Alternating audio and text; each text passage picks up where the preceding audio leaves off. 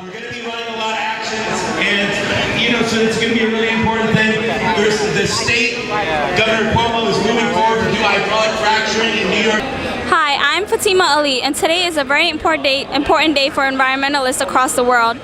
It's called the Moving Planet, and it's organized by 350.org, a global campaign that works with grassroots organizations across the world in order to solve the climate crisis that scientists say we're in. According to scientists, our current level of parts per million is 392, above the desired 350 ppm that is required in order to sustain a stable planet and avoid a climate tipping point.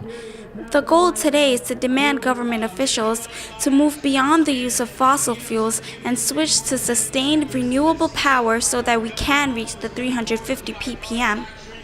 Organizers are calling today a car-free day because they're encouraging people to use alternative methods like riding their bikes, skateboarding, rollerblading, and so forth, because they want government officials to finally put an end to this climate crisis that scientists say we're in. And in order to do that, fossil fuels and coal plants must be replaced at methods that are more environmentally efficient, like solar plants, wind power, water power, and also aim for zero carbon emissions. Hi, I'm with Yvonne here, and Yvonne, tell me what this means to you. So we are at Moving Planet. Today is a big day. It is a global protest against fossil fuels and climate justice. We are fighting for climate justice. Even if you don't believe in global warming, let's just say you don't believe in global warming, okay? Let's put global warming to the side. Fossil fuels are carcinogenic, okay? They're toxic, they're waste, they're toxic waste, whether it's coal, nuclear, natural gas, oil, petroleum, and tar sands, and also biomass from wood. It's all toxic. So it causes cancer, it causes miscarriages, it causes infertility, birth defects, asthma in young children. So even if you don't believe in climate change, which obviously, hello, climate change is real in here. Scientists, according to scientists, it is though. Exactly, it's here. Climate change is here. Even if you don't believe in it, still fossil fuels are very toxic and very dangerous for humanity, no matter what. So, yeah.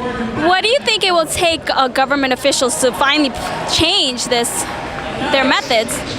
Well, to be perfectly honest, the only way that government officials will change is if we, the people, fight against new laws and regulations, against corporate interest money influencing our politicians. Right now, our politicians are paid for by big polluters. What that means is that a coal plant will give millions of dollars to a senator. For instance, they'll become their lobbyists. They're essentially the spokesperson. They're telling the people that coal is clean, but because they've got a pocket full of $1 million now. So the only way that government officials will change is if a family member is personally affected by it, okay? Or two, they're personally affected by it. And three, if we the people start changing the policies, and we need to stop lobbying and corporate interests in our elections. What possible outcomes do you think we're looking at in the next few years if we don't change our if the climate crisis stays the same? Just looking in 2011 alone, we had record snow, record cold temperatures, record snow.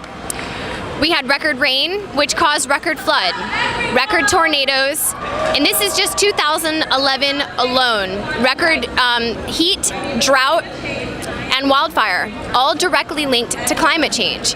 So in 2011, we've already seen record catastrophic disasters. Right now, our government is fighting for funding because there isn't any funding for the disasters. What's going to happen next year? It's going to get worse. It's going to get worse. It's going to get worse. This is real. We should have been working on this a long time ago. The problem is that the coal pollution, the coal polluters make money, I believe, that they now have a special interest. They're trying to privatize disaster relief now. Meaning when a bridge falls down because of a flood, Jeb Bush, I just read this, Jeb Bush is now trying to privatize climate disaster relief, making a profit off of climate disaster. As you can see, there are so many people here demanding the same action to be taken. They're calling the UN to sponsor a climate regime, as well as dramatizing that in 2 months there will be a climate summit in Durban, South Africa. We knew we had to stop using the volumes of gasoline that a normal car uses, so we decided it was time to, when we found out about this car, because it suits the purposes of today's world where there's not a lot of charging stations, so we needed to know that we didn't have a limited range. And this has a 12-gallon gas tank that runs a generator that recharges the battery. So we've had the car about a week.